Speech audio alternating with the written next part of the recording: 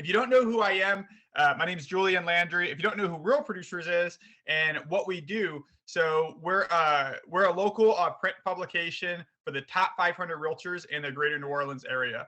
And our goal is to inform and inspire the real estate community through a monthly publication. We share articles on local top producing realtors, and we try and share who you really are inside and outside the business.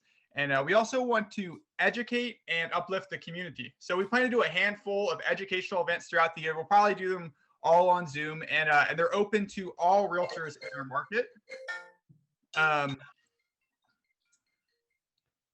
Taylor, can we mute everyone else? Also, can you give Nikisha host capability? So I need her to drop something in the chat in a second. So back to where I was at, part of the reason why we're doing this, so this event is open to all realtors because we want to help bridge the gap between the top 500 realtors in our market and the realtors that are striving to get there. So our content will be geared towards today will be geared towards top producing realtors and realtors that are hungry to get to that elite level, that are fighting to get to that level. So basically what I'm saying is we're not going to water it down. We're giving you the goods today and any of our future events. Our panelists are straight up rock stars. They all were in the top 100 realtors in the metro area last year. So they all did a ton of listings, and I'm really excited for what they have to share today. So we keep this free. Everything that we do for realtors is free. This event is free. Our monthly publication is free because of our advertising partners. So Nikisha, can you go ahead and drop the partner list into the chat?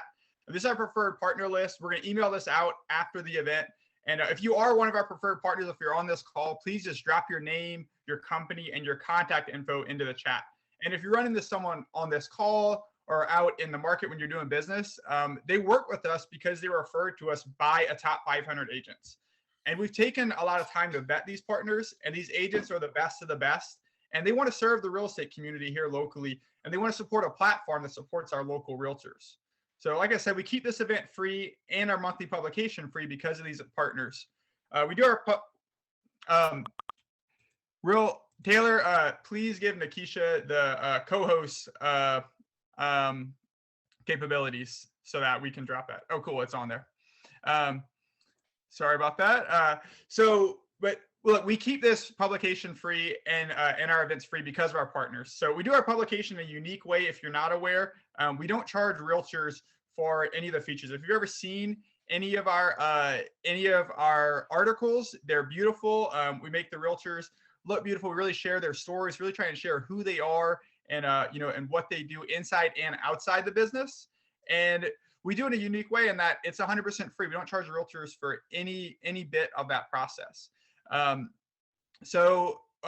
Whenever you signed in for this event, whenever you signed up on Eventbrite, we asked if you wanted an introduction to any of our vendors. Some of you said yes and gave us some suggestions. So thank you for that. Some of you said no, that's totally fine.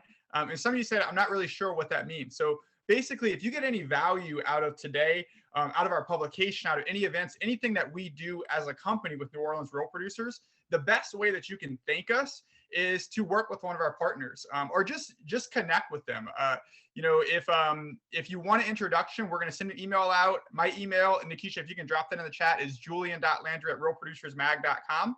And if you want to get connected with any of our partners, we try to work with a wide variety of industries and work with the best of the best. That's the best way you can thank us, is to just get introduced with them, meet up with them for a Zoom meeting or for a coffee, and just get connected. And trust me, if you work with them, I promise you, they'll do a great job and they'll make your business better. So one last thing before I kick this over to Dawn, keep your video on, take pictures and document it. Keep your pen ready. There's going to be breakouts at the end. You'll have the opportunity to speak and share with other realtors and some of our vendor partners. But we want this to be interactive and interactive learning. And also, we love for you to document this event. Take pictures while you're on the Zoom meeting. Take pictures of the Zoom meeting and post them on social media. If you hashtag us at New Orleans Real Producers, there's a chance that your picture that you post on social media might go into the publication and you get some free PR. So we'd love for you to document it. It's always a good thing to show your community, to show your real estate clients and potential clients, your sphere of influence, that you're learning and trying to better yourself and your business. So feel free to take pictures, hashtag New Orleans Real Producers, and get them up on social media. So the next, I'm just going to kick this off to Dawn. Dawn Cazedessus is going to moderate this event today. So Dawn is pretty much a rock star. If you don't know Dawn, some of you know Dawn, and some of you don't know Dawn. If you don't know her, she's pretty much a rock star. She's a serial entrepreneur. Before she got into real estate, she had a small like chain of coffee shops called Mochachinos. And she that was like before, like, you know, coffee was everywhere, and she sold that business. She got into real estate. She was a single mom while she was doing this. She's now married to a man named Manley. That's his real name, and he's awesome. He's as awesome as his name is. He's a realtor as well. But she used, if you were with us at our virtual events at the beginning of the pandemic, she was the CEO of Keller Williams in Mandeville. She now runs the entire Gulf States for Keller Williams. She's a executive business coach. She's an ultra marathoner. She also homeschooled her kids even before the pandemic. She's a mother of 5 teenagers with Manley. And she's just pretty much a rock star. She's like superwoman. And I feel incredibly grateful to have her with us on this call. So I'm going to kick it off to her. And thanks so much for being with us here, Dawn. Oh, Julian, thank you so much for inviting me back. Hey guys, how is everyone? Doing well. So good to see everyone's faces. Excited to be back with you. So the very first thing we're all going to do is just kind of reach up, reach back, give yourselves a pat on the back. You survived 2020, right? That calendar year turned over and we did it, right? We survived 2020 because many of you, because I see a good bit of your faces, I recognize a lot of you, just so excited to be on the big screen with you. And I remember a lot of you from our very first virtual mastermind, Julian, when we did it last year, when the pandemic hit and we were all just sitting here together like, what's next? What's going to happen? What is 2020 going to give us in real estate? And the good news is for all of you that's on here, I would imagine you might have either had your best year ever in real estate or your business significantly grew. So I just want to say congratulations. You made it through a pandemic. Well, you made it through 2020 and look, the pandemic is still here, right? And we're going into 2021 asking some of the same questions, yet also saying, what is it that 2021 is going to give us when it becomes December 31st this year? And when Julia and I were masterminding around what would be a topic that would attract the top agents in the greater New Orleans area, we all recognized that we were in a listing inventory shortage, right? Would you guys agree with that? Is everybody feeling that pain? Yeah, I see a lot of heads nodding. You're listing, and if you do get a listing, multiple offer situations are happening again. I mean, the last time we saw that was after Katrina, right, guys? And so it's been very interesting to see this real estate market and what it's been doing. And I know that you're here for most of you, and I haven't yet looked at all the chat responses, yet most of you are here because you want to know how to navigate this listing inventory in 2021. So I'm super excited to be here. Thank you for that nice intro, Julian. That was very kind words. And yet we have 3 dynamic listing specialists today that we're going to present to you. Our first one is Mr. Shaun McCarthy. Hey, Shaun, give a big wave on the big screen. So Shaun, in 2020, guys, his total sales volume was almost $88 million. He sold 141 units, and yet 82 of those were listings with a total listing volume of 53 million. You guys are going to hear some great nuggets from Shaun today. Our next one is Miss Melissa McClendon. It was exciting to be with her. Again, we were at the Women Council of Realtors. I guess that was 2 years ago now, Melissa. And so Melissa's here. She sold as a single agent 100 units in 2020. And 47 of those were listings for a total listing sold volume of $7 million. I mean, we have some individual agents, Melissa, that don't even do that with all of their portfolio by themselves in a year, and yet you accomplished that for 2020. And then our next candidate is Mr. Jason Lipscomb. Jason and his team did $46.5 million last year in 2020 with 215 units sold. And out of that 215, 120 of them were listings. So I think you all will agree with me that we have some great panelists today, right? Drop it in the chat box. You guys agree? Some good nuggets going to be coming. All right, so we're just going to jump into our panelist discussion. I have some questions that were submitted by you, our viewers today, to ask our listing specialist. And so I'm going to go through those questions, and then we're going to break off into 2 different breakout sessions today. And we'll give you those topics of the breakout sessions as we get there so that you can mastermind with each other.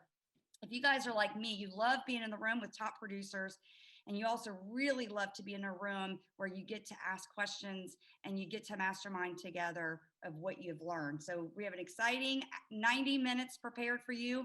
And since we have so much, we're just going to jump right in. Is that okay, Julian? All right, let's go. Okay, so our first question that was submitted by our viewers were, what are the sources of leads for listings, and how many no's did you get before you got a yes? And so which one of our panelists would like to take that first question for us today? Melissa should take that. I unmuted myself. Melissa, take it. I unmuted myself so I can get going with it. So what are the sources of my listings? The majority of at this point, is the majority, about 80% of it is referral based. People, past clients that have referred me to current clients, or just my sphere. So the majority of it, but that's been 5 years in the making. But also I always, if I have a listing, I always search the area. I do postcards. If I have an open house, I go door to door. Not so much now with the pandemic, but I will go door to door and actually invite the neighbors to the open house and tell them, come by, I have wine, cheese, whatever I have, come by and tour it. And if you know someone that may be a great neighbor for you, maybe you can invite them too. And the postcards and just kind of forming where I have a listing has always brought me another listing. If it's sold, I do postcards when it's listed, when it's under contract, and once it's sold. And once it sells, usually one of the neighbors will contact and say, hey, I'm considering selling. What do you think my house would sell for? So that's when we can get the conversation going, and it usually brings about a listing presentation.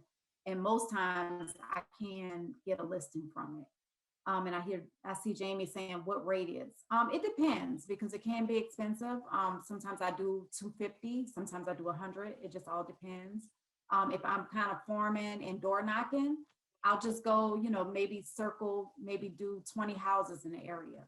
So it just all depends, but I try to bring whatever listing I have, I try to bring in another listing from it, at least one. Melissa, let's dig in a little bit deeper to that source. You said the majority of your business is coming from your sphere of influence, those past clients from the past 5 years that you've been in real estate. How have you in particular stayed in touch with those clients, and especially for 2020, to be able to get that engagement out of them? So I'm always in touch with my past clients. I do a monthly newsletter. So whether I call them personally or not, they're always communicating with me monthly through a newsletter. And then sometimes I'll just shoot a text. Every day I try to contact 23 people, whether that be through text, whether that be through a phone call, whether it be a thank you note. I try to write thank you notes on a daily basis. Like Valentine's Day is coming up. So all my past clients, I'm already planning. I'm just going to drop a little something on their doorstep. Just a little something for Valentine's Day to show them that I appreciate them. And you will be surprised. Some days I just send out texts, and when you send a text, they say, oh, you know what? I just had a friend that was looking to list her home. I'm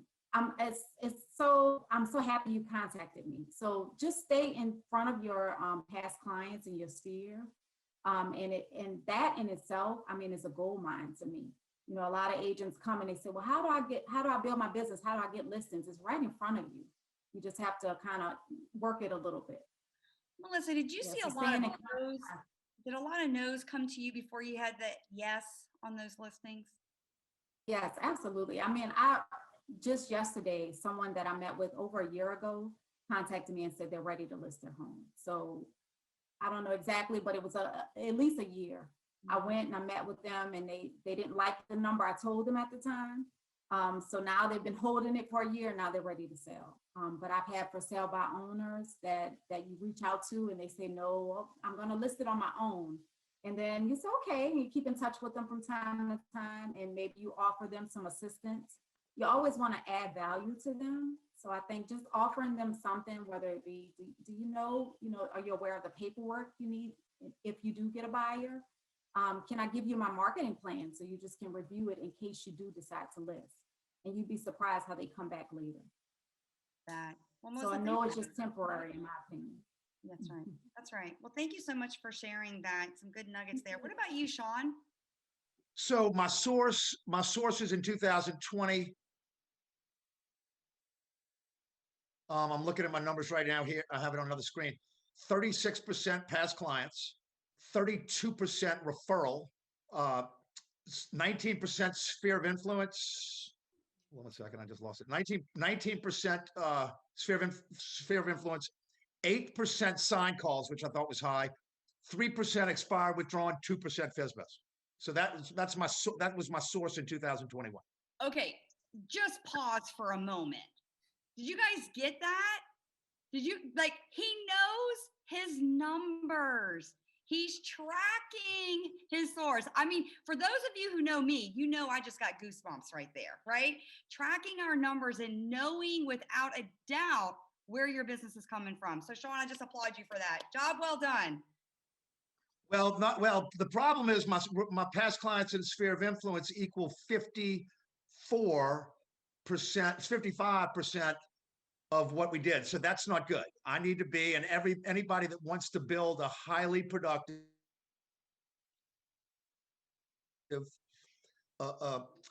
real estate business long-term should probably be between 32 and 36, 37% for past clients in sphere of influence. Where I woefully lacked is expireds and FSBOs. There's reasons for that, but obviously I need to improve there in order to grow my business. And again, like Dawn said, I mean, if you want to grow a business, if you want a predictable business, I mean, I'll sit down in the first week of November and I say, okay, here's how much money I'm going to make next year by knowing these numbers. In order to do it, you have to be able to track these numbers, and it's very simple to do. And so that's where my source of business in 2020 came from. We're trying to get down a little bit on past clients and sphere of influence and higher on expireds and FSBOs.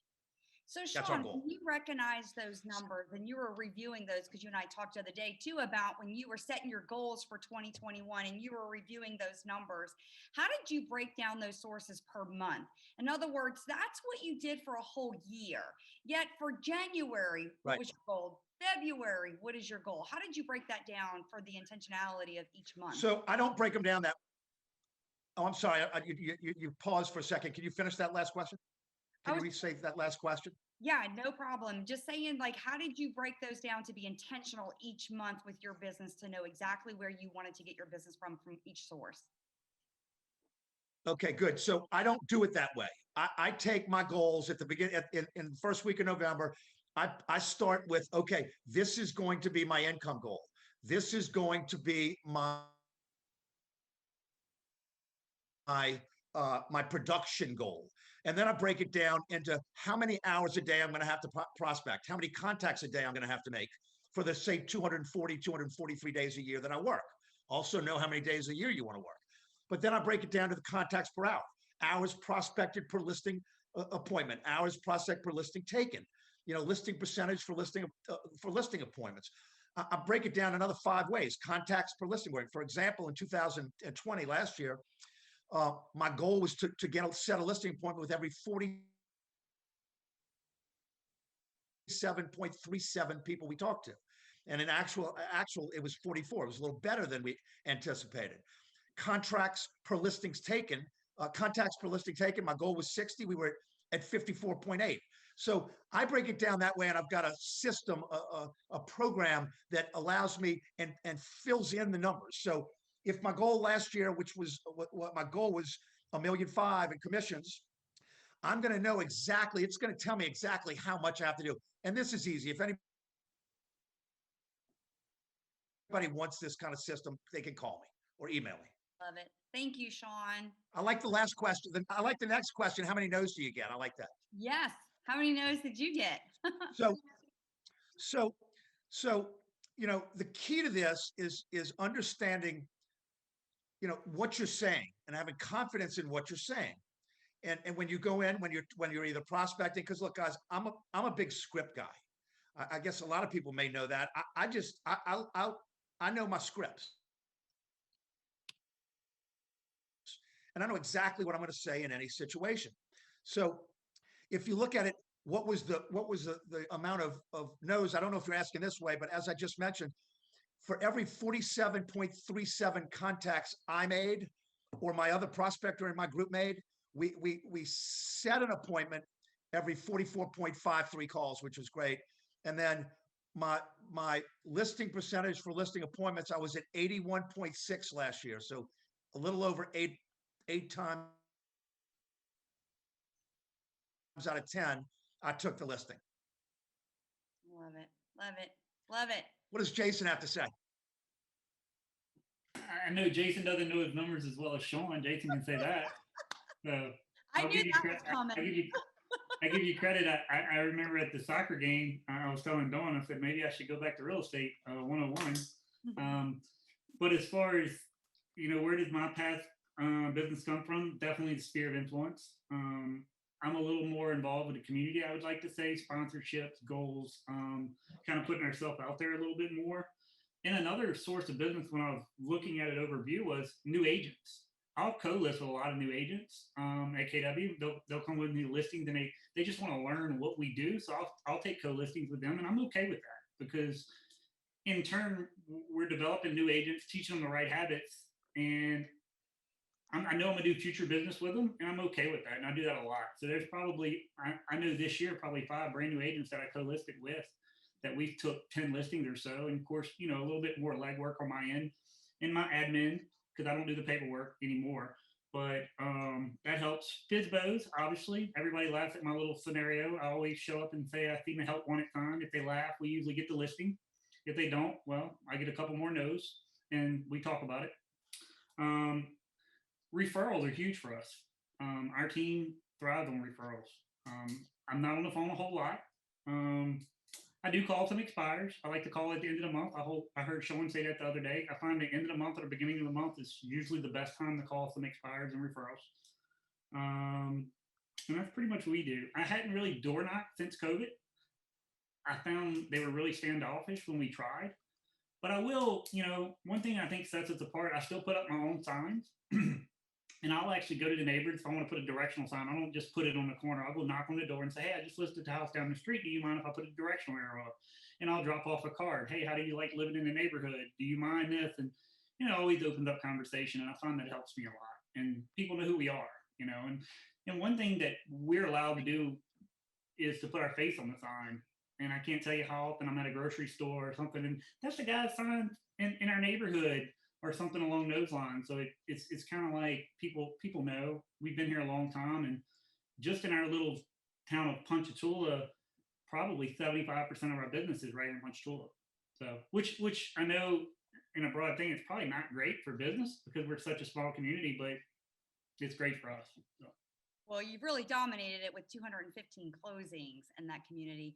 And Jason, I have heard you in the past say, I don't prospect. I'm not that agent. And yet you do.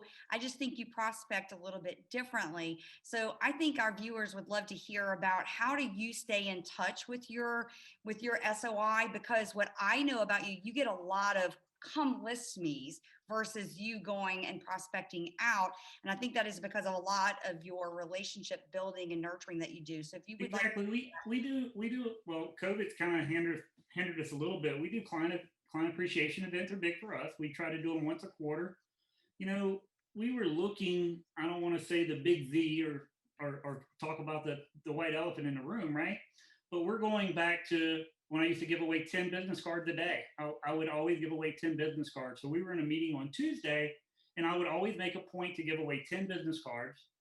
And I would always make a point to call 20 people a day. I believe Melissa might have said something about that earlier.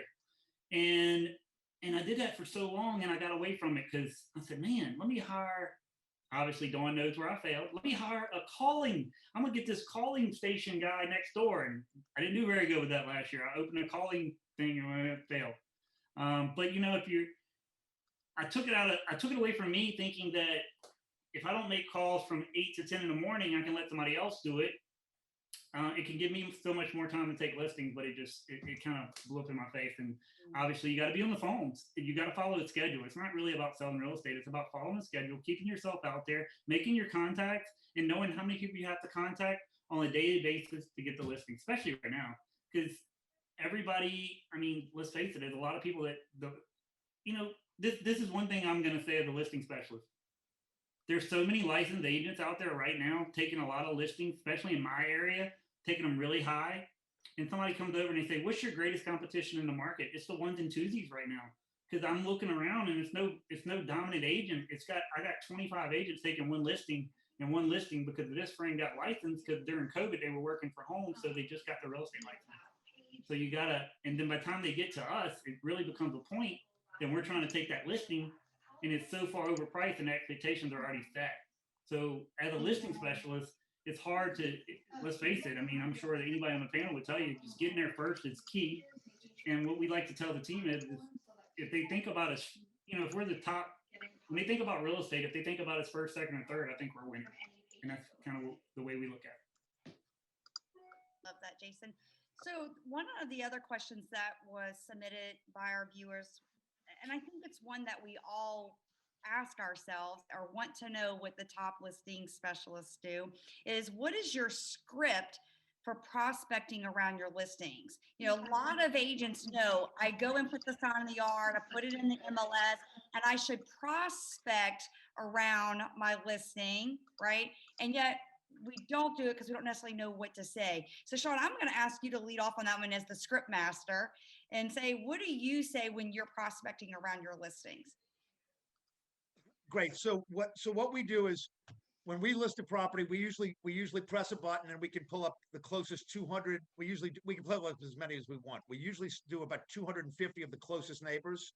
And with the data in my system that I'm getting the addresses, their names, their phone numbers, home phone numbers, cell phones, sometimes work numbers, and about 53% of the time email addresses. So let's role play, Dawn. Hey, Dawn, how are you? It's Shaun McCarthy with the McCarthy Group in Berkshire Hathaway United. How are you today? I'm doing well, Shaun. Thank you. Great. I just wanted to let you know about a home we just listed right around the corner from you. I just want to let you know about a home we just listed around the corner from you. It's at 123 Adams Place, and it's a 4-bedroom, 3.5 bath, and we're asking $499,000. And I was just wondering, do you know anyone that may want to move to the neighborhood? Oh, wow. Right now I don't, but thank you for letting me know about the property. Absolutely. Well, listen, we really appreciate you thinking about it. And let me ask you, how long have you been in the neighborhood? I've actually been here about 4 years. She broke up a little bit. I'm going to assume she said 10 years. So 10 years, that's fantastic. Well, if you were to move, where would you go next? Oh, mercy. Costa Rica. I heard Costa Rica. It's a great place to live. Fantastic. Well, when do you want to be there? Oh, it would be wonderful. I can be there within the next 4 years. That's great. So, that's how we do it. And then if they say, no, I'm not moving. I mean, sometimes you'll hear they're going to take me out in a pine box. What we want to get to on those calls, obviously, is to see if they know any neighbors, or if they're thinking about selling anytime in the near future. And then thirdly, what we want to grow our database every week. So, the final question is going to be, listen, Dawn, the market is changing so rapidly, and I'd love to keep you up to date on what's going on in the market. What's your best email address? If I don't have it, what's your best email address? And, that's the script on our, we call them just listed calls. And that's the script. And it's a very, very easy script to understand, to memorize, and internalize. Yeah, I love it. Do you guys see how easy it was for Shaun to do that, which tells us that he really does that, right? He's making those phone calls to where it's very conversational. It didn't feel like a script, did it? It just felt like a conversation. It's a natural conversation.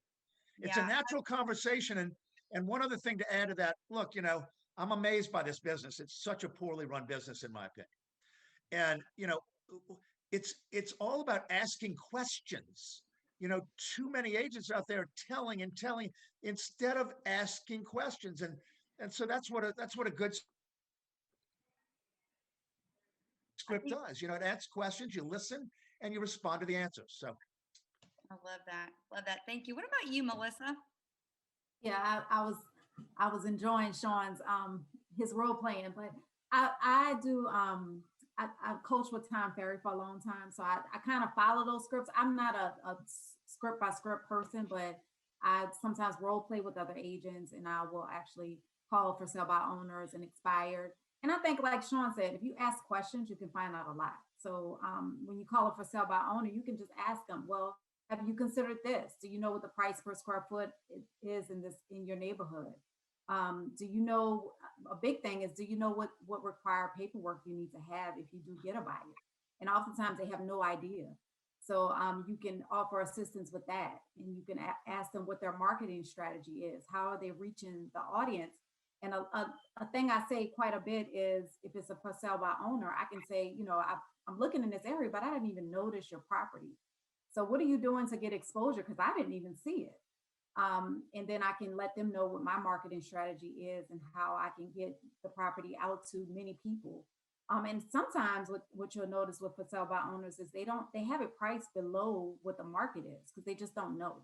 And so I give them statistics on how when it's listed with an agent, they can usually get a little bit more for their property.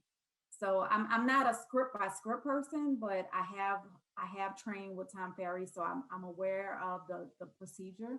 But I just try and talk to them and just ask questions and find out more about them and offer insight and just give them some knowledge. And usually they'll come back to you, I feel. Yeah, you know what, Melissa, what I love about that, and what I think I hear you saying, is that you like to educate the consumer, is what you're doing when you're making those calls. So really it's making you a consultant, not a salesperson. And I love that, right? When we are educating the public and we're educating the consumer, we're adding value to our profession and to our industry. So I love that, Melissa, that you're taking that approach and that you're teaching and asking questions. Being an expert. I am not a salesperson. I say that all the time. I'm not a salesperson, but I can be an expert. And when I am calling about your property, or if I'm going on a listing presentation, I'm going to research everything in that neighborhood. So I'm going to tell you everything about the area, and I'm going to show you that I'm an expert. And that basically sells, because if I'm an expert, you're going to want to list your property with me. Yeah. What do you guys think? I think she's good with scripts. I think she's got her scripts down. You've got it. You've internalized it to where it's not a script for you. It is a conversation. And I love that. All right, Mr. Jason, what about for you? What are your scripts for prospecting around your listings?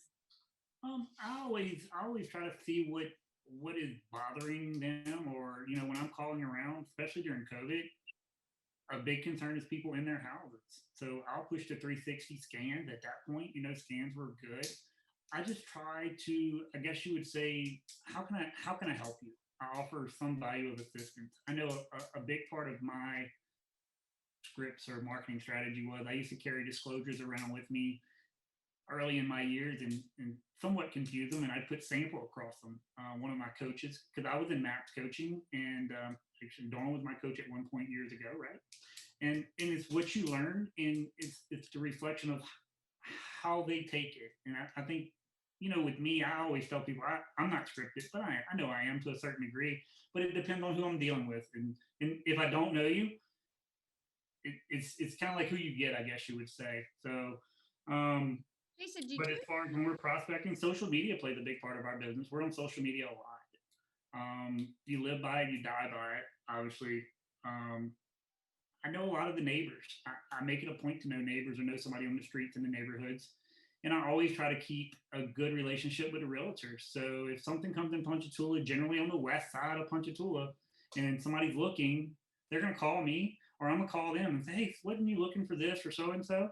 And I always let people share our stuff, and that's important. I think, my job is to the seller, and I want to have that great relationships with all the agents. So any new agent, I tell everybody, you're welcome to share my listings, share away. You're never going to get my feelings. I'm never going to have my feelings hurt. My duty is to the seller, And I think if I can just continue doing what we've done and just add a little bit extra, because I'm part of this panel is to learn from Shaun and learn from Melissa. Like, I'm taking notes just as well as anybody else. So.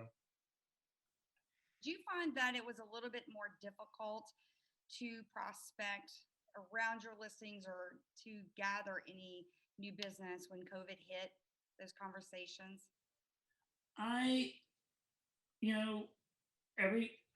remember sitting down with the team, and we were talking about where we were spending money at, and the maps coaches came to us and they're like, you need to cut here, and we looked at each other and we was like, we're going to step on the gas and we're going to grow. And that's what we did. We grew. We almost, I wouldn't say we didn't double our business, but we doubled our value. But yeah, we found like the conversations didn't last quite as long, so you had to change your scripts up. People were being shorter. They weren't being as inviting. Being from a small town, they wouldn't quite as welcome you. I think people are changing their ways now, though. That's what I feel. Yeah. Well, the next question, and just so I know some of you are sending me some direct messages in the chat box. I see that there's some questions that are coming in that chat box. Yes, our intentions are to answer some of those. Some of those questions that are being put in there are actually part of the questions that were submitted earlier, so we'll get to those as well. And so the next one does kind of lay into that. It says, what systems do you have in place to manage the volume you listed and sold last year? So what are your systems to manage your business ultimately? So Jason, do you want to go ahead and just tackle that one? Team. I find what I feel that is the best in that area is what I'm not good at. I'm a mess when it comes to paperwork. So we go out there and find somebody that can manage that stuff. And, and you can tell when your team is down, and, I can always offer assistance and wherever I can help. Obviously, as far as paperwork, I think that's very important. Obviously, making sure the staff is, I think the will, I can't remember what you called it, right? The will and where you spend and finding that person and where your hires are, that's crucial, and keeping that office morale up. And I've learned a lot over the years. I wrote some big checks, learning curve, right, Dawn? Yes. And yeah, but that's the funny things about teams are, and I hear this a lot. It's like, hey, how do y'all manage to do this kind of volume and y'all look so smooth? We do look smooth at a surface, but sometimes you come in the office, it's chaotic, and it's okay, because we understand that we're going to get it together, we're going to learn, and we're going to grow from it. And when Tracy's the director of operations here, and when she's stressed out, she'll come in here and shut this door and take my phone from you and say, hey, look, we got to do this, this, and this. And I know that I have to listen, because otherwise I'll just keep breaking every china in the china cabinet, right? Isn't that what you like to say? So, and I think that's what it is. It's staying in your lane. That's what 2021 is about for us, is stay in your lane. Jason does listings, and if I go over there on the buyer side, I'll get called out on it. Not saying that I'm gonna do anything I'm not supposed to do, but if I'm over there showing property, that means we're losing listings. Or if my buyer's agent's taking listings, that means, so staying in your lane. Now, what I hear you saying, and guys, what he's talking about is that his system is leverage. Jason hires the people to take care of parts of his business that he knows that you're not going to excel at, so that way you can stay in your lane and do the things that you are good at. I love that. What about for you, Melissa? What systems do you have in place? As an individual agent, you don't have a team, right? Am I correct on saying that? I do not have a team. That is something that I am working on at this moment, because I did about 100 transactions last year by myself, and I have a whole lot of gray hair to show for it.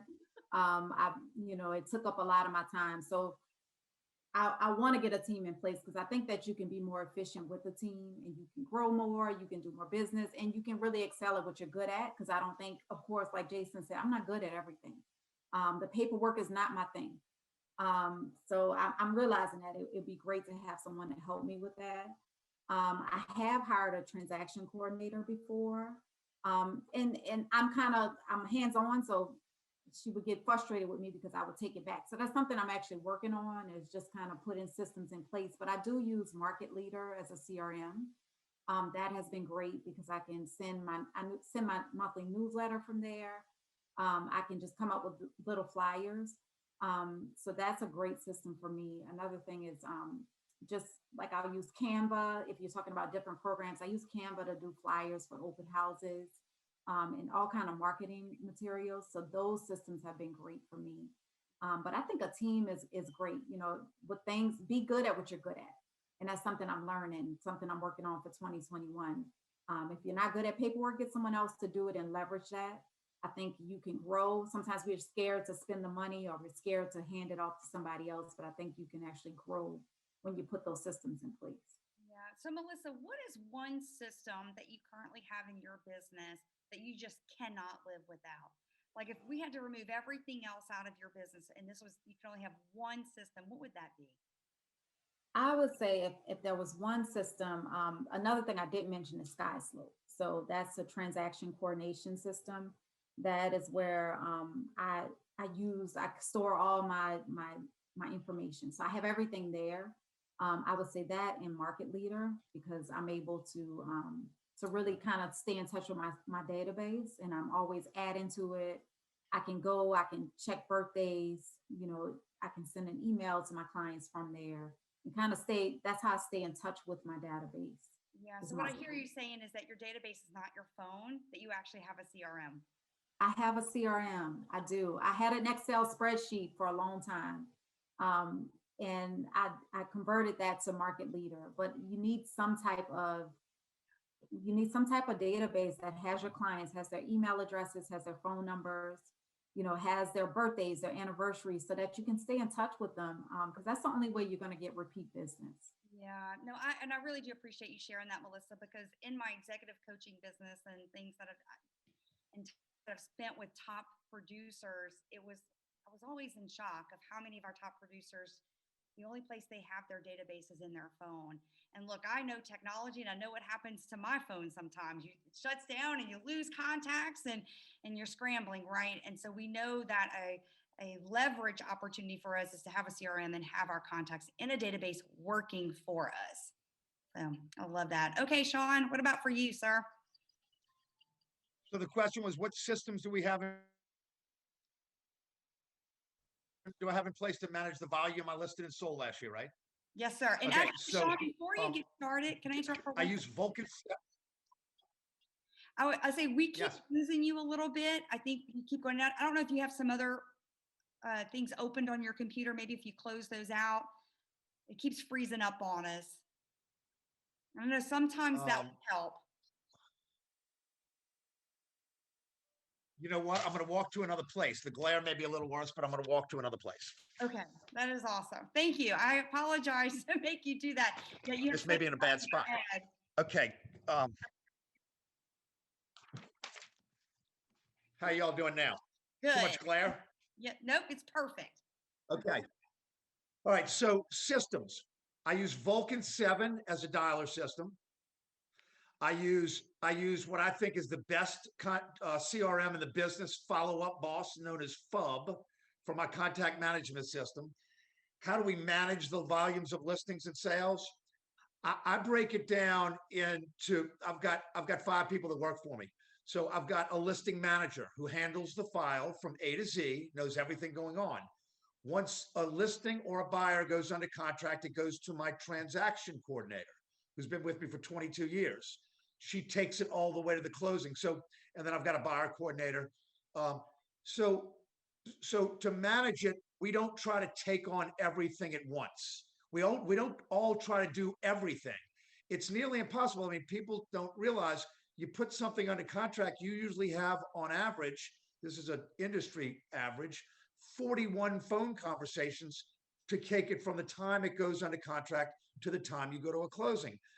I don't want everybody knowing how to do everything. I want somebody to specialize and get really good at different aspects of this to build and form the group, if that makes sense.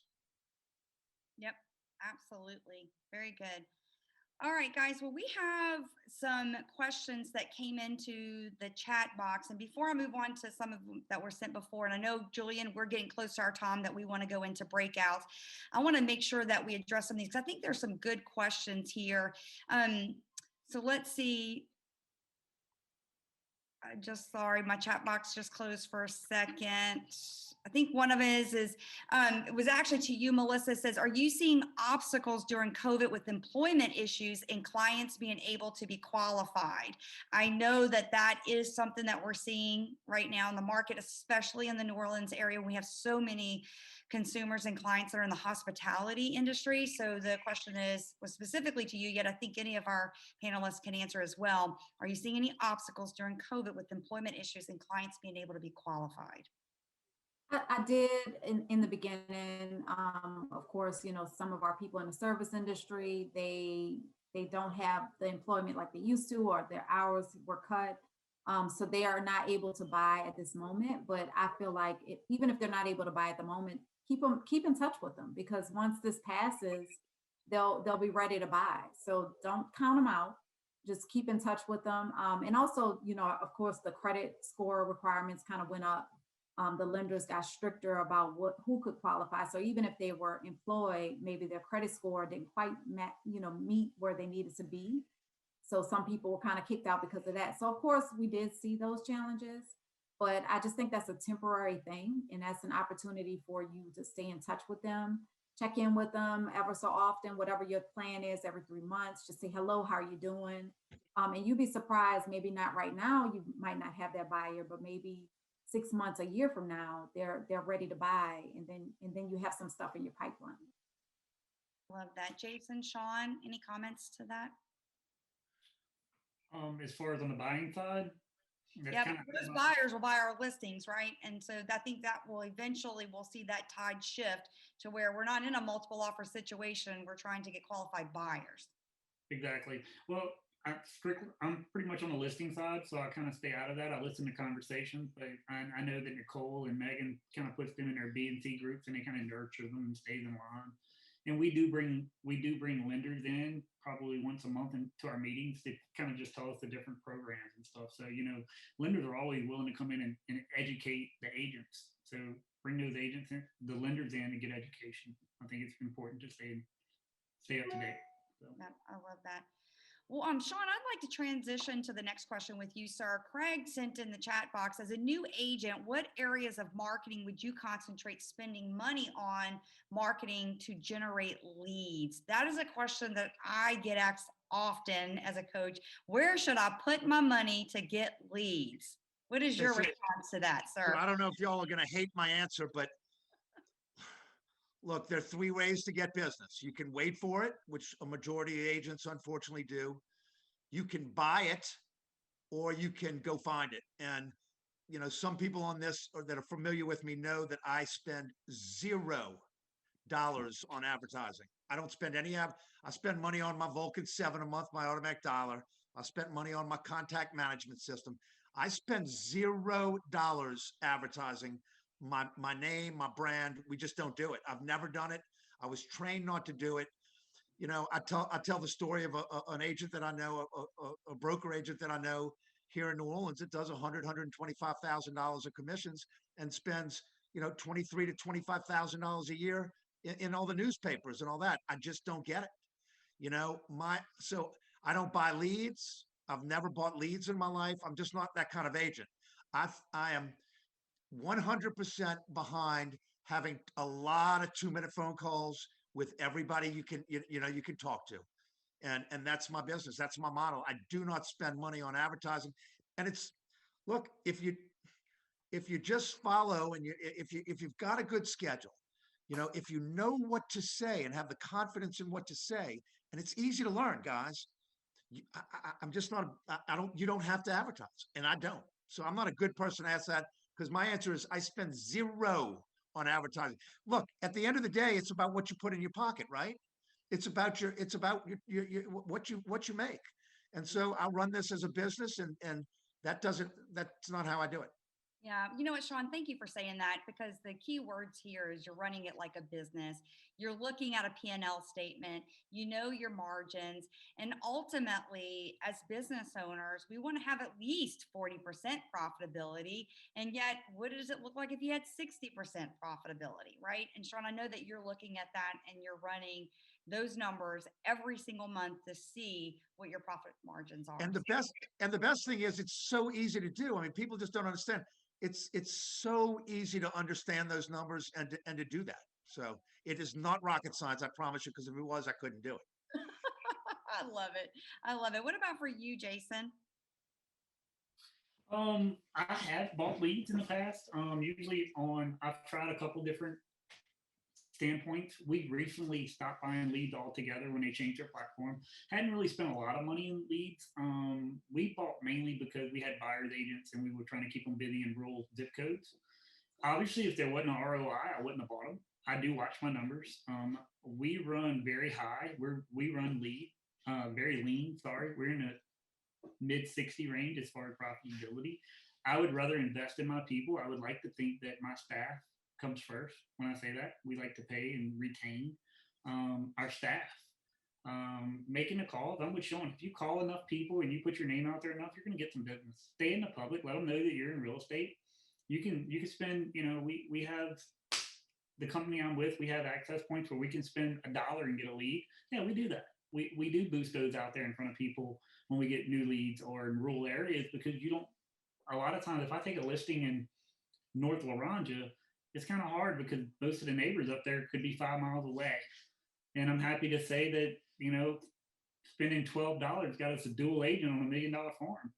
So $12 for a, $60,000 commission. What's the ROI on that? Yeah. So at some points we do. But as far as a monthly generating buying leads, we put a stop to all of that. So. Yeah.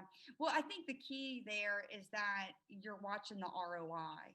And for so many agents, we're busy, right? And we're just doing the grind day in and day out.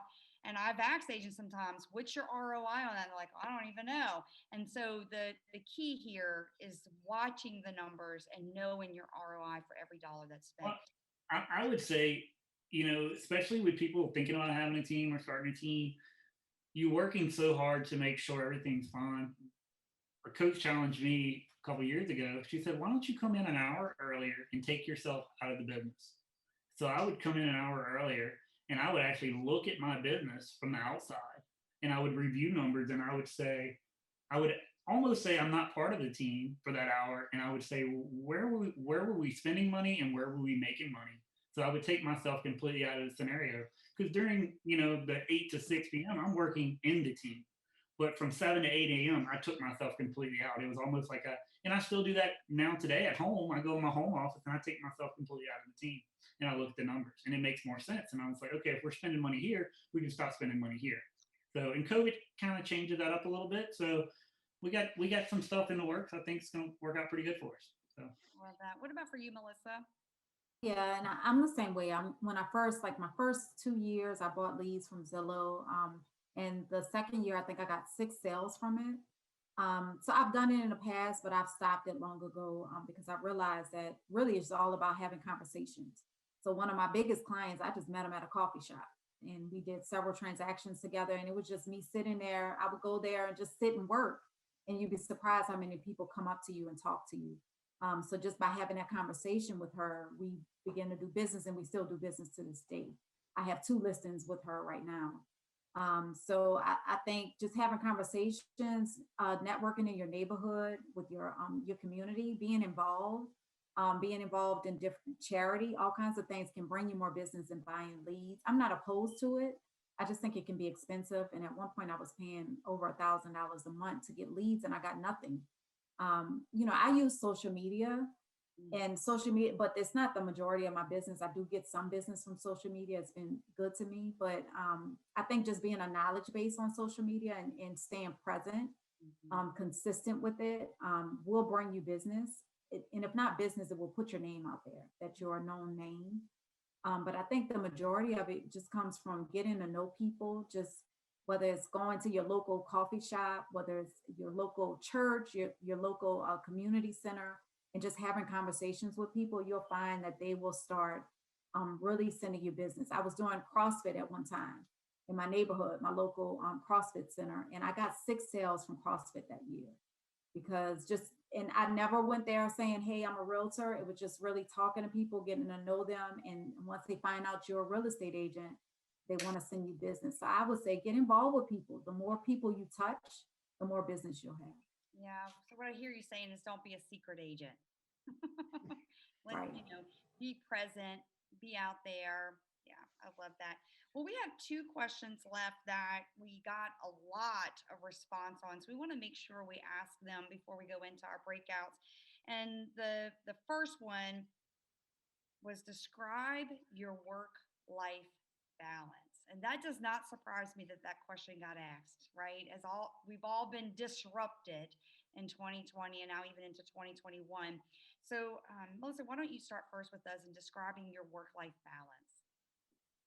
I will be honest, that's something that is a struggle for me, something I'm working on. It's one of my goals for this year because last year I didn't have so much work-life balance. But I'm learning that what's most important is relationships. And business is great, but you need to also put as much effort into your relationships around you. So that's one of my goals.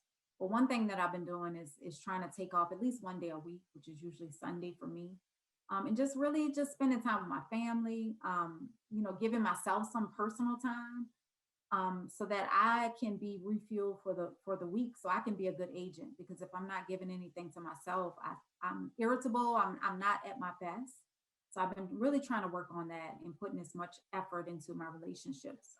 But I think it's a choice. I try to cut off work at a certain time every evening and just kind of just be a normal person, whether it's watching television or talking with my kids or my family. Just it's a choice. So you have to cut it off at some point and say, I have to have some balance, because if my family life is not good and my personal life is not good, then my business is going to suffer as a result. Yeah, but Melissa, I would play devil's advocate a little bit for you here with our viewers. Some of them might be thinking, yeah, that sounds great. Yet, what does that conversation look like to our clients? And how do you educate your clients to say that I'm taking off on Sunday, or you know what, after 6 p.m. or after 7 p.m. or maybe after 10 p.m., I'm not taking your calls, and I'm not. What is that? How do you set up those healthy boundaries in order to recharge? Educate our people so that they can be encouraged to do that. Well, I think you have to set boundaries. So people, you have to teach them how to treat you sometimes. And when I first got into the business, someone mentored me and said, you have to control your client. So one thing that I do, like last night, I had a client that called me after 9 o'clock at night, and I just didn't answer. I just simply didn't answer. And in the morning after 8, I called her and I said, oh, I'm sorry. I saw you call, but I had my phone on the charger. So I set a boundary with her saying, okay, at that time, I'm no longer looking at my phone, without being rude or anything, but just setting that boundary. And I've been asked to do things on a day when I'm off or late. And I just say, oh, I'm sorry, I can't do that. That's kind of my time I spend with my daughter, or Sundays are kind of my family time. I say it in a nice way, but in a way that sets the boundary so they don't expect it going forward. Because if not, they'll run you all over the place. So you have to control it, because they'll have you, you can be working 24 hours a day. So you have to set boundaries for your own sanity, I think. I love that. Something that I used to do is very similar to that, Melissa. I would put in my calendar and I would say, oh, unfortunately, I'm in a meeting at that time. And my kids would look like, Mom, I'm there. I'm like, yes, I'm in a meeting with you, right? I didn't tell my clients what I was doing. I just said, oh, I'm so sorry, I'm just unavailable at that time, or I was in a meeting and I just happened to be, that meeting was with my kids. I love that. What about for you, Shaun? Work-life balance. What does that look like for you selling all those properties last year? Well, so the question is, do you call your doctor at 9:30 at night? Woo! I think it's understanding the conversation and having the conversation up front, because that's part of, if for example, we're in a listing appointment, we're saying the same things over and over again in the listing appointment. They're scripted again. So, on Thursdays between 1 and 6, we're going to give you a phone call every week. You'll hear from us between 1 and 6 on Thursdays. Now, you're going to hear from Stephanie, who's my listing manager. You're going to hear from Stephanie probably more often than that, but I'm going to give you an update on the steps we took to sell your house from week to week.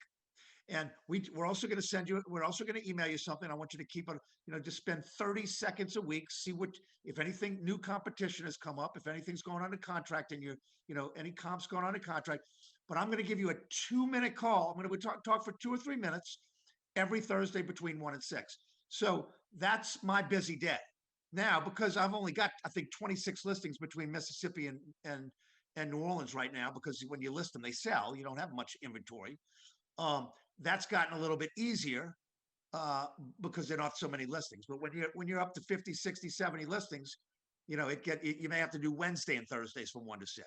Gives you flexibility, but it also tempers their expectation. I mean, if I list a property and one of the clients and the client is calling me every day for the first 3 days, we've got a problem, and you just have to solve the problem. Say, listen, obviously, as I mentioned, and you met, Stephanie handles the file from A to Z. Oh, Shaun, are you going to be here showing the property? No, you don't want me to say, this is the kitchen, this is the yard. You want me in my office driving more qualified buyers through, right? Good. So, I mean, it's just setting expectations and knowing the words to use. I love that. And it makes you a professional, Shaun. And just like you said, when you opened and you did the mic drop with the whole doctor analogy, it immediately sets it as a professional, not as a salesman. And I love that. What about for you, Jason? I think both of them said it best, setting expectations. I started 2021, had a couple difficult clients, and we agreed to disagree and part ways. It's okay not to take the listings. And just like Shaun said, if they call you the first 3 days, guess what? Sometimes you need to release those listings, because if it's that bad early on, it's going to get worse. Maybe I had one this morning. I was like, maybe I'm not clear to tell you how this works. If you have a problem, that I can solve, please call me. If not, call Tracy. She's very well capable of handling, because you can't figure out how to sign something, or you can't figure out command, or you can't figure out how to get in a document. Because odds are, if you can't figure out that, I probably can't either. I mean, it's called staying in your lane. But what I was going to bring back was work-life balance. Let's face it, 2020 was a rough year. Most of my friends and close friends know how it started and how it finished for me. It was a lot of challenges. 2020 taught me a lot about my faith, my family, my life. And it's okay to ask for help, guys. You can't do it all. As far as you can succeed at a high level in real estate, and if you don't set boundaries, it's going to cause you a problem. My home life tanked. My family life tanked. And I hired a counselor I had a coach.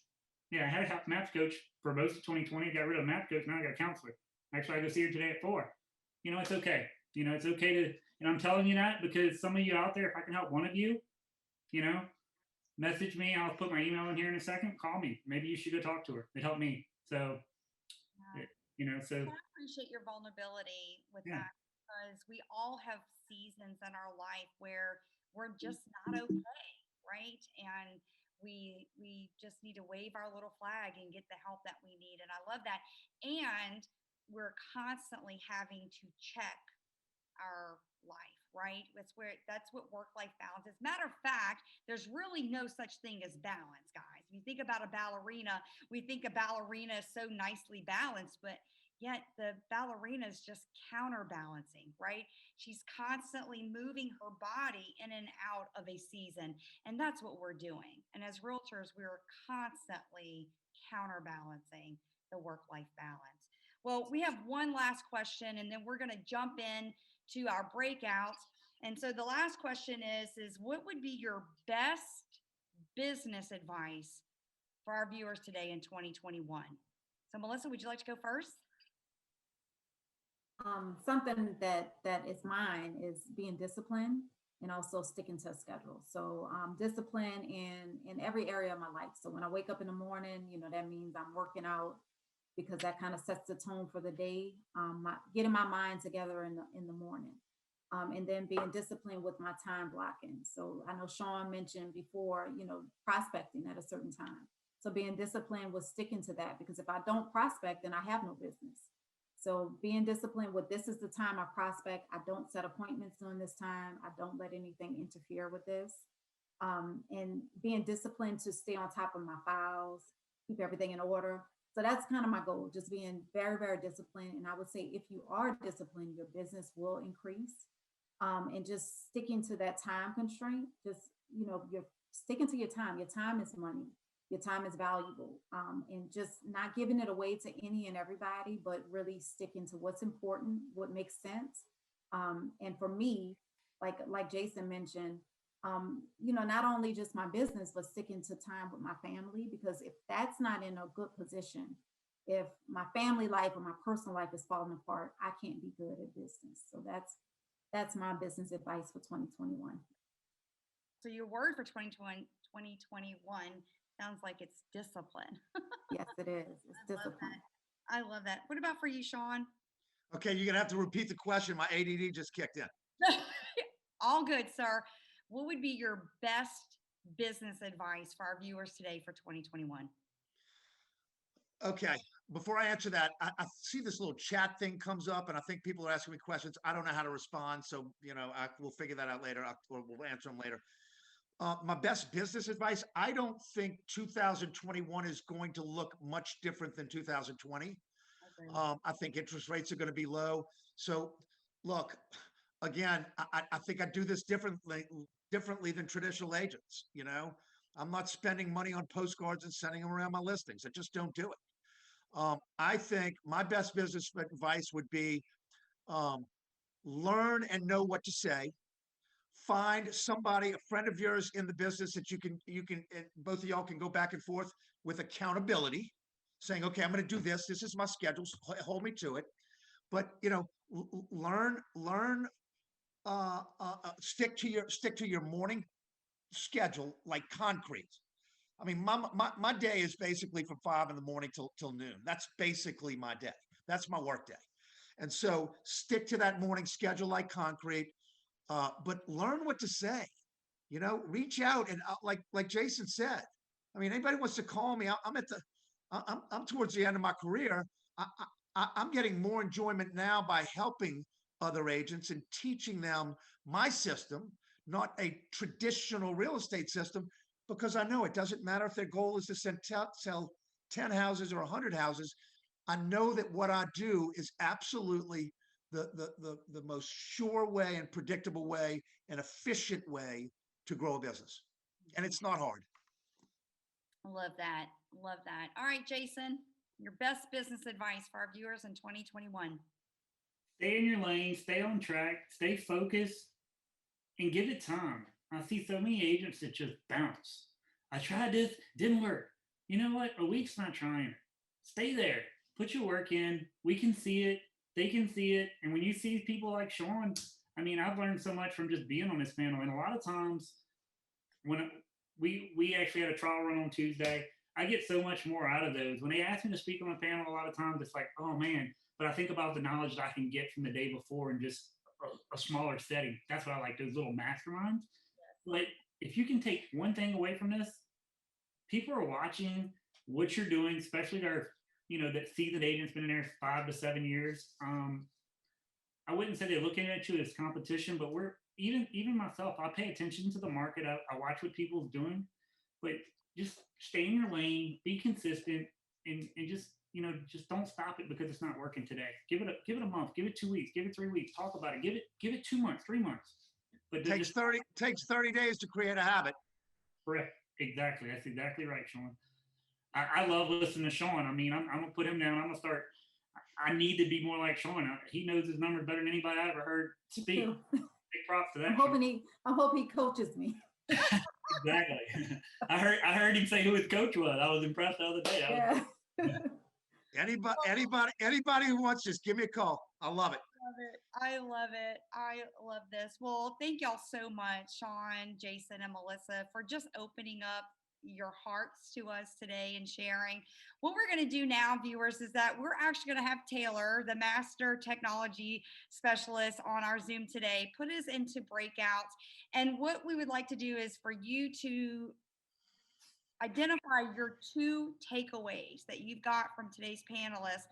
and talk about how you will implement them now. We know so many times we go to classes, right? And we take all of these great notes, and then immediately when they're over, we jump on to the next thing. So we want to give you an opportunity to identify your 2 takeaways and then talk about in your mastermind, in your little breakout session, of how you intend to implement those in 2021. And then we'll come back for some final remarks. Sounds good?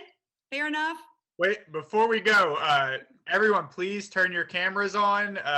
We have like, it looks like if I'm doing my math, probably about 30 people out of 100 with their camera on. So if you can have your camera on, ideally, but at least be interactive. Jason just talked about how he gets more value from the small group interactions, and that's the purpose of this last little bit of the meeting, is to mastermind with other agents within your market, so that you can really, because like whatever you learn today, what really matters is what are you going to implement. And that's what we're going to talk about, just to make sure that you really, this stuff really sinks into, into your brain, into your body, and that this becomes something that you really implement.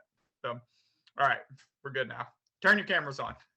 Okay. All right, Master Taylor Johnson, will you throw us into our breakout rooms, please, sir? Miss Gabriella, how are you, ma'am?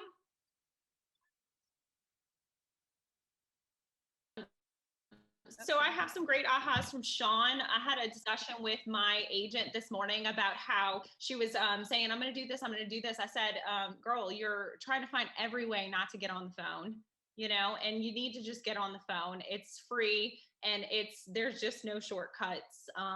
You're going to spend a lot of money and have a lot of heartache. So let's just get on the phone. Okay.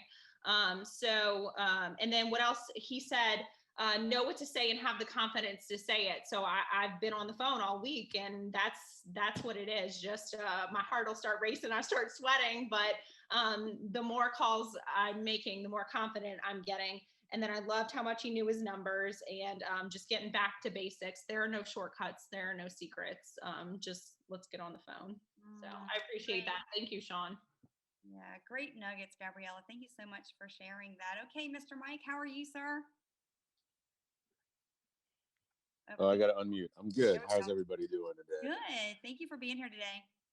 Oh, my pleasure. Thank you all for putting it on. I just wanted to kind of follow up. I mean, first off, like Shaun, knowing all his numbers, that was amazing. I'm just nowhere near that organized. So one of my takeaways is discipline and organization, which I've known.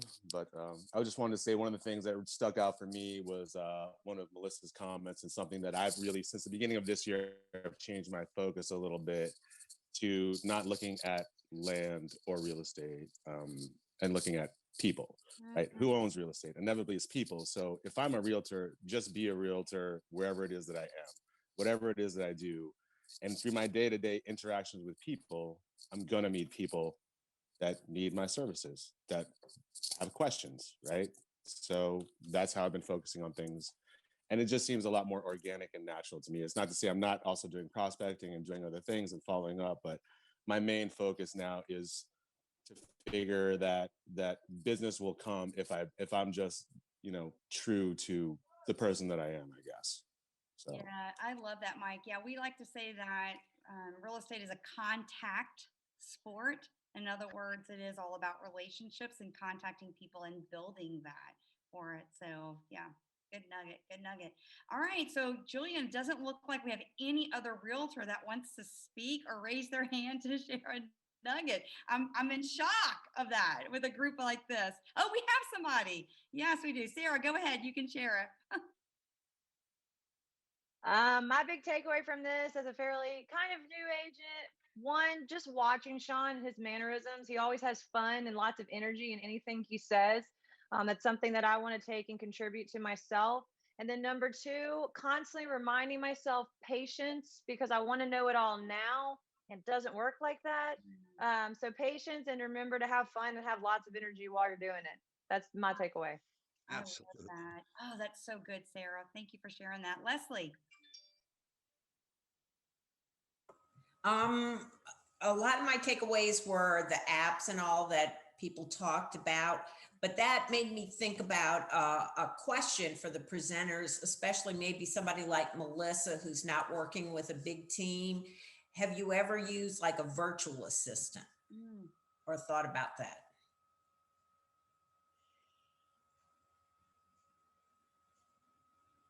She's on, Melissa, you're on mute.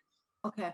A virtual assistant, not really. I'm bad about that. I really need to learn a release.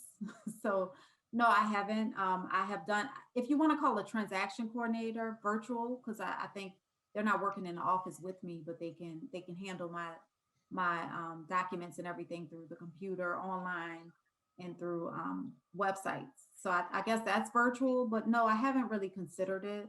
Maybe that's something I should look into. All Yeah. right. Well, Can I add something to that? You know, about a virtual assistant. There are people out there that will do aspects of your real estate business, whether it's, be a transaction coordinator for you. It's really a delicate balance on where you are in your business and what your production is to when you hire your first assistant. And I can tell you the thought process for me at least is I want 100%, impossible to do, but that's what I want. I want 100% of my activities during the course of the day in my schedule to be what I call money-making activities. Prospecting is a money-making activity. Negotiating a contract's a money-making activity. Putting a sign in the ground, not a money-making activity. Writing a contract for a buyer, to me, that's not my time is better served bringing more business in and letting my buyer coordinator write the contract, right? So as you grow, and as you should grow in any business, as you grow, it's a delicate line, but you can find people without hiring it. One of the people in my office, I encouraged them to hire an assistant just last week. He's going to do about 45 transactions he did last year. His goal's 65 this year. He just added somebody for 10 hours a day, just to give them the things that aren't money-making activities. So I just wanted to add that. I love that. Thank you, Shaun. All right, we have one last aha, Miss Kirsten Carter. If you'll share with us, we would love to hear from you. And I think you're muted, ma'am.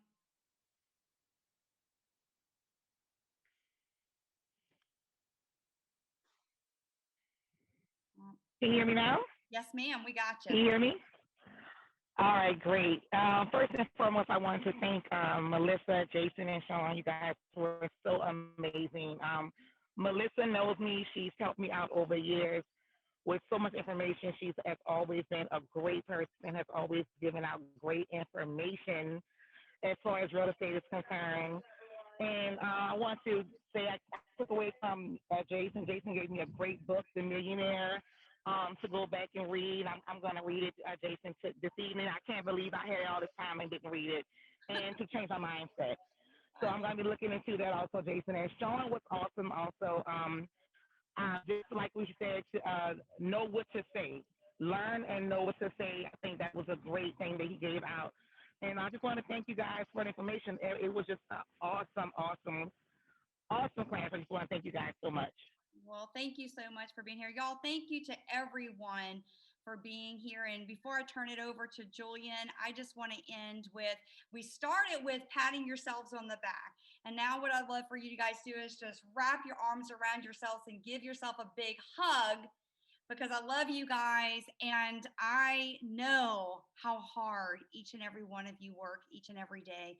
We see you, we appreciate you. Our industry is better because of you, and I'm just grateful to be here today. So Julian, thank you again for allowing me to moderate. Thank you to our panelists for allowing me to spend some time with you this week. And I know that we all are better now because of you. So thank you, Julian. Thank you. Yeah, thanks, Dawn. I'm going to be super quick. We're right at time. So just want to say thanks to the panelists for contributing your time. They were not paid to be here. This was totally, a pro bono volunteer for them. Y'all are awesome. Y'all really gave us the goods. And thanks, Dawn, for donating your time. Thank you to our staff, Taylor and Nikisha as well. And this was great. If y'all got value out of this, the best way that you can thank us is to work with one of our preferred partners. So we're going to email out that list, and if you want to get connected with anyone, please just let us know. But that's how we're able to do this kind of stuff, is because of the people that support our platform, our monthly publication, and these events. So thank y'all, and we'll see you soon.